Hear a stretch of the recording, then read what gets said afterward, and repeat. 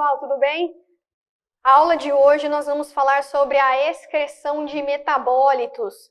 Então, como foi falado anteriormente, sobre quais metabólitos e como eles conseguem ser reabsorvidos lá no néfron. Então, pensando dessa forma, nós precisamos de alguns pré-requisitos para usar algumas substâncias nos cálculos de taxa de filtração glomerular. Então, a taxa de filtração glomerular, ela pode ser calculada como a depuração de uma substância.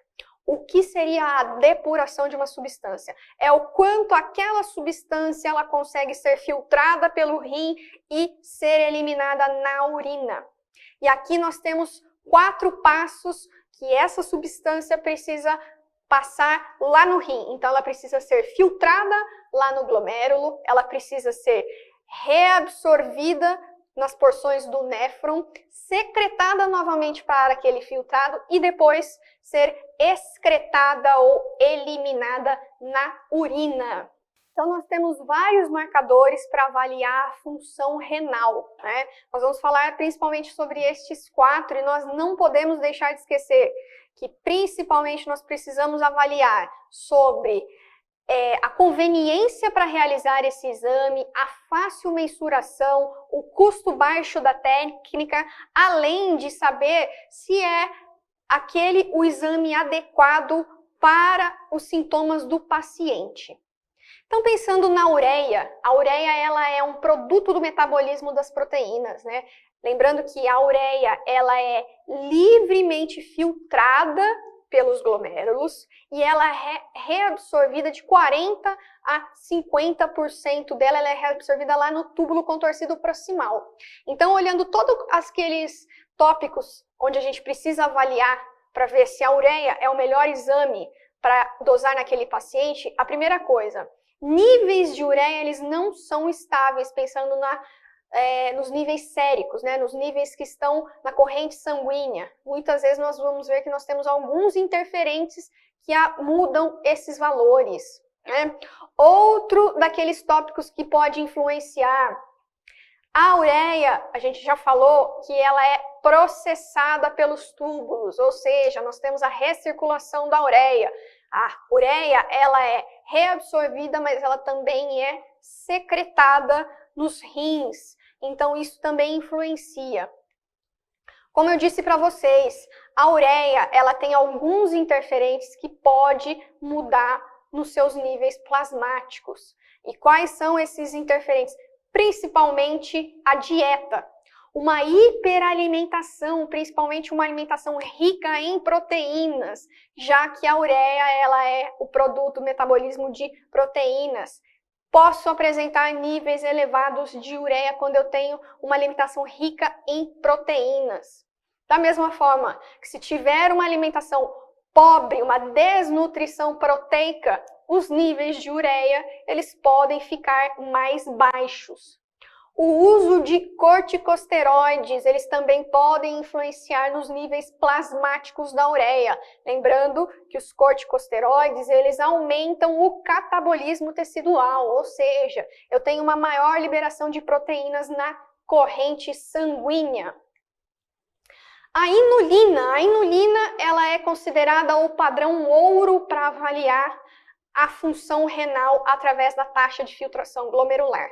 Mas ela tem algumas desvantagens, né? Lembrando que a inulina, ela é uma substância exógena e que ela é 100% filtrada pelos glomérulos.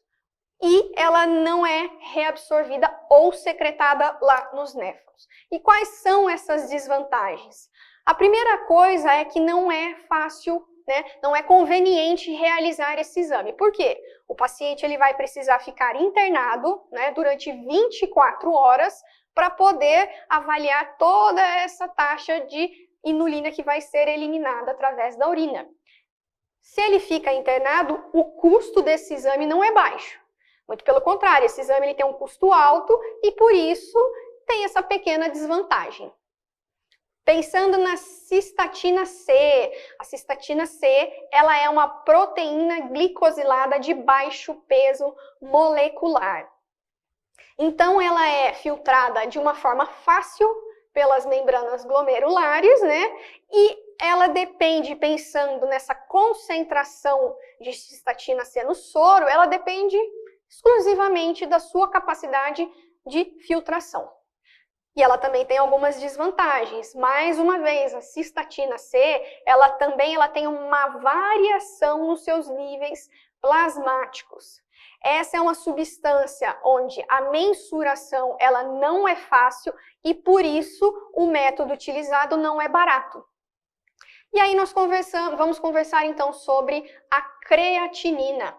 A creatinina, ela é, na parte clínica, né, na prática clínica, ela é a mais utilizada para avaliar a taxa de filtração glomerular.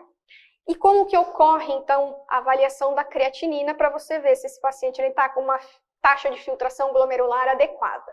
Primeiro, nós vamos ter que avaliar a creatinina no sangue e nós vamos ter que avaliar essa creatinina na urina, para ver se ela está sendo filtrada e excretada.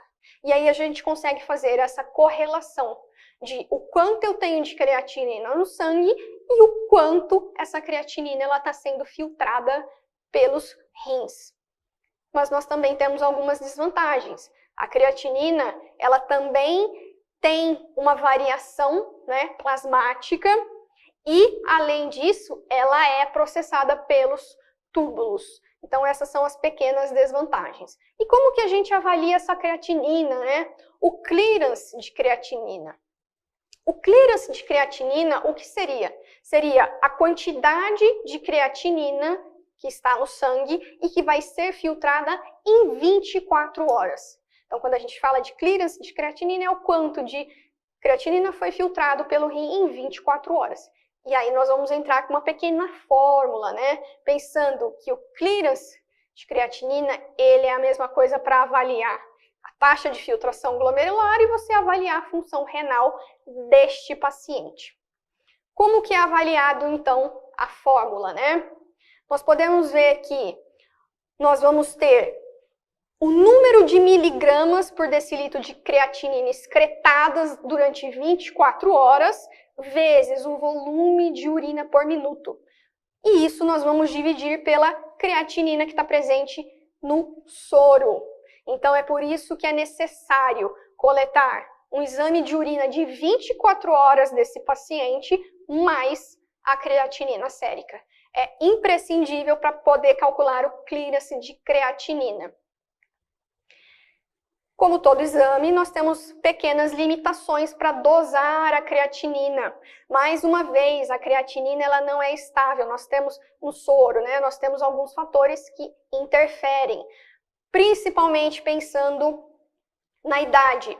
É fisiológico que adolescentes na fase de puberdade tenham um aumento de creatinina, da mesma forma que os níveis de creatinina, ao passar dos anos, vão diminuindo, sim?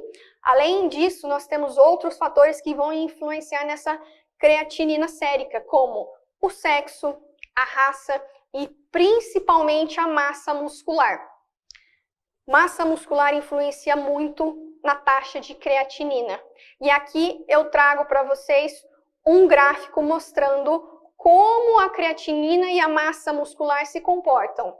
Lembrando que quanto maior a massa muscular dessa pessoa, maior a taxa de filtração de creatinina. Então, pensando em correlacionar, e que é muito importante na hora da coleta, você precisa perguntar para o paciente quantos quilos ele tem e a idade, para poder encaixar esse paciente nos valores de referência de acordo com a massa muscular. Eu não posso comparar uma pessoa super magrinha, que tem a massa muscular baixa, comparando com uma pessoa que é musculosa, que tem uma massa muscular maior. É claro que essa pessoa vai ter creatinina sérica mais alta do que uma pessoa mais magra. Então é isso, pessoal. As referências foram essa. Qualquer dúvida, só mandarem uma mensagem. Até a próxima!